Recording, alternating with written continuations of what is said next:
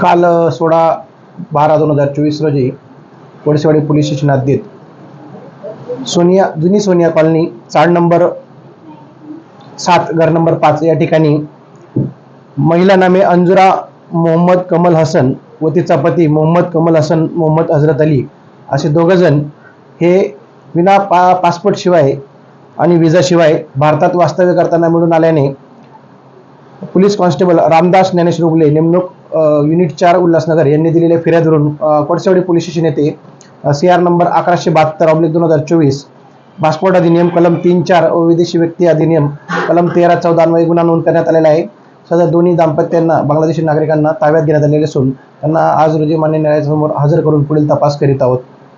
Sir हे काय काम? हे त्या परिसरात काहीतरी ड्रायव्हिंगचं काम करत होता, कोणाच्या तरी गाडीवर तो मजुरीचं काम करत होता आणि त्याची पत्नी ती हाऊसवाईफ होती. किती वर्षापासून असतो?